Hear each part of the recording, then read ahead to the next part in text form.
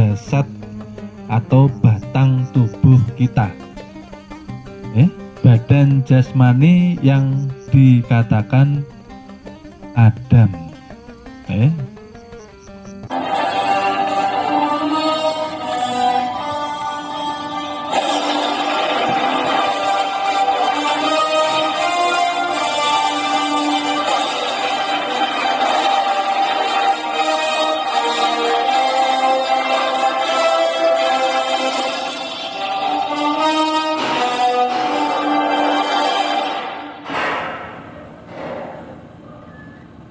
Setelah ayah dan ibu mengumpulkan rasa di dalam ikatan pernikahan yang suci, lalu air itu berkumpul di dalam alam kesucian atau rahim ibu. Jasad dibentuk selama 1-4 bulan. Lalu Tuhan meniupkan ruhnya kepada jasad yang tadinya apa? Jasad batang tubuh tadinya sifatnya buta, tuli, bisu, dan tidak ada daya ya, itu diingat ya. Supaya tidak timbul sifat ananiyah ya. Kalau kita ingat sifat asli kita, maka kita tidak akan sombong, tidak akan egois. Karena sombong dan egois ini DNA daripada Izaja siapa? Izaja iblis, ya kah? Kenapa jadi sombong dan egois atau takabur? Karena tidak mengenal jati diri. Oleh sebab itu disuruh menghormati Adam tidak mau, gitu loh. Karena tidak melihat kezahiran Tuhan di dalam kenyataan Nabi Adam melalui zatnya. Yang dilihat ini zahirnya saja. Oleh sebab itu cenderung seseorang itu akan menunjukkan sikap merendahkan. Ananiyah sangat bahaya. Maka dikatakan tidak akan bisa masuk jannah, tidak akan bisa masuk surganya Allah Subhanahu wa Ta'ala jika di dalam hati kita ada satu titik kesombongan. Ya kah? Nah, setelah batang tubuh ini yang sifatnya buta, tuli, bisu, dan tiada daya upaya tadi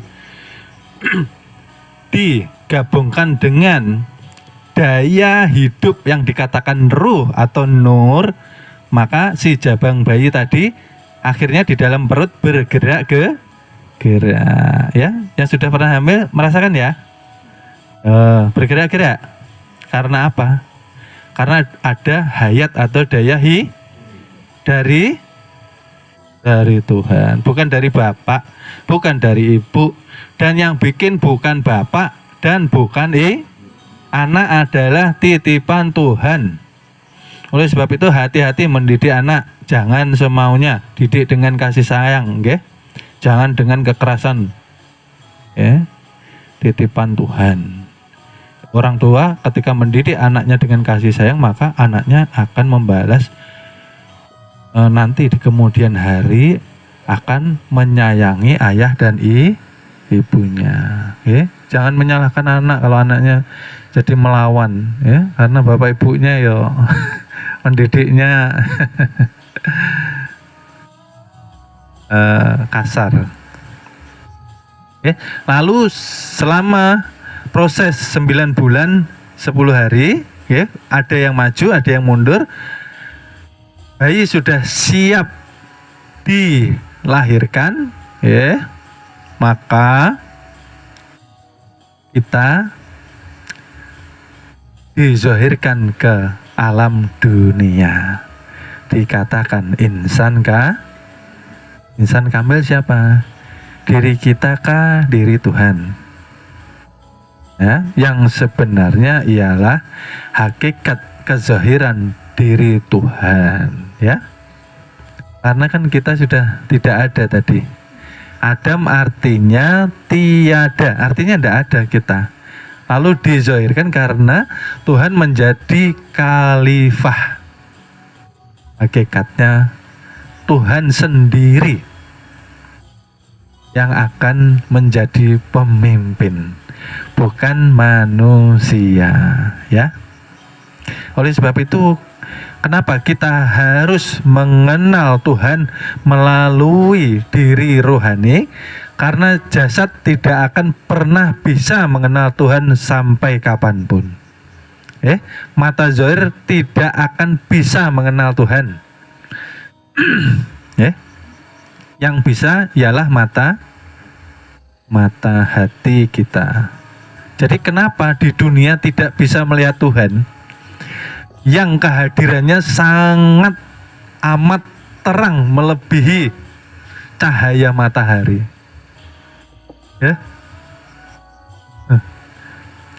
Tajali daripada wujud kenyataan diri Tuhan yang dizahirkan di dalam diri bubuhannya ini. Kenapa tidak melihat?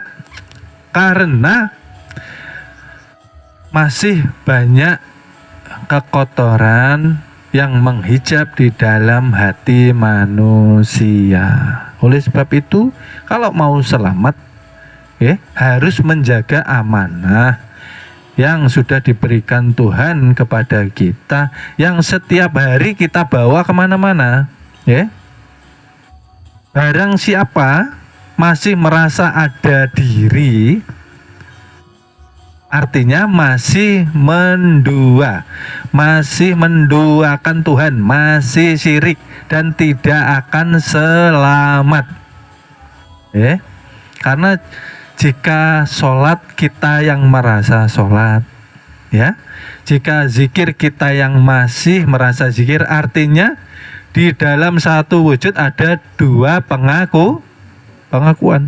Ketika kita masih yang sholat, artinya ada hamba, ada dua, Maka di dalam perguruan kita harus mengesahkan artinya yang menyembah dan yang disembah ialah Tuhan jua. Sifat menyembah zatnya. Kalau kita saja yang berdiri sholat tidak akan diteri, ya kah? Lalu ketika zikir, ketika kita yang masih merasa zikir, artinya ada yang memuji dan ada yang dipuji. Zikirnya apa? Zikir yang paling baik apa? La ilaha, ya kah? La ilaha artinya la ilaha. Itu artinya meniadakan, menafikan. Meniadakan seluruh wujud selain wujudnya Allah Subhanahu, ya kah? Di sifat 20 masih ingat? Yang belajar sifat 20, wujud artinya wujud ini sifat wajib bagi wajib itu apa? Kalau di hukum syariat, kalau dikerjakan berapa? Ya, kalau ditinggalkan. Jadi ketika kita zikir la ilaha illallah, kalau sampean masih merasa ada diri, berarti zikirnya membawa ya kah? Yang ada hanya wujud ya. La ilaha illallah, la ilaha illallah. Yang ada hanya yang zikir Allah. Yang memuji dan yang dipuji satu jangan ada dua. Oleh sebab itu, jikalau manusia mau selamat, jangan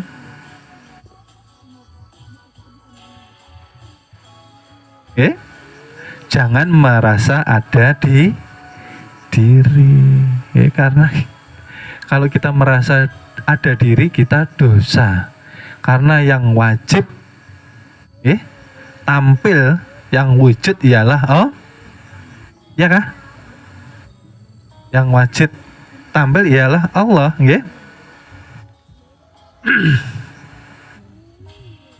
Lalu kembali kita kepada kezahiran si jabang bayi manusia ini tadi.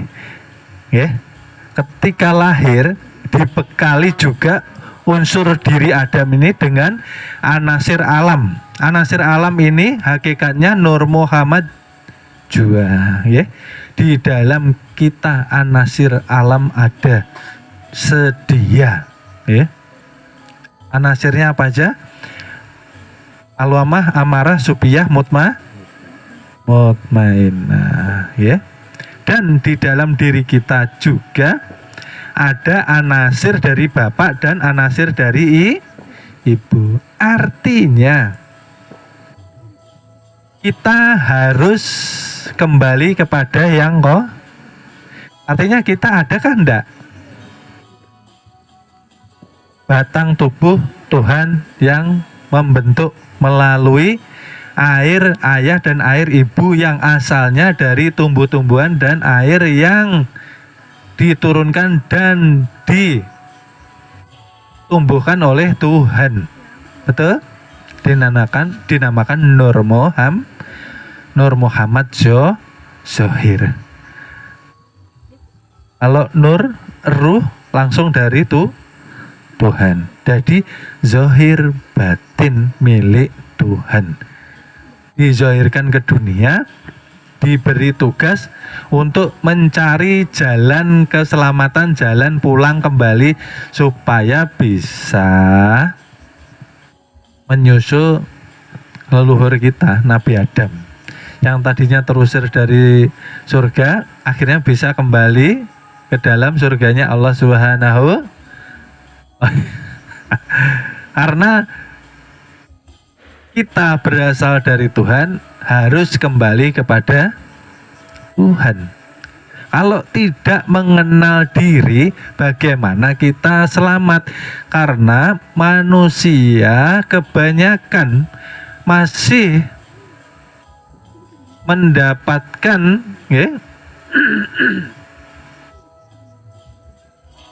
masih mendapatkan yang dinamakan sifat jahiliyah. Kalau zaman dahulu sifat jahiliyah seperti apa? Menyembah patung berhala. Kalau manusia yang tidak mengenal Tuhannya, dikatakan dia mengikuti jahiliyah modern yang masih membanggakan harta bendanya, membanggakan nasab keturunannya, membanggakan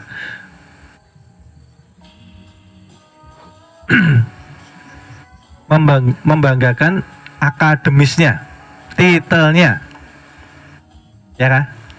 Kecerdasannya dibanggakan. Artinya anani, maka dikatakan orang bisa seperti itu semua karena di dalam dirinya Tuhan menitipkan 7 sifat yang dikatakan sir atau rahasia yang dititipkan kepada tubuh manusia.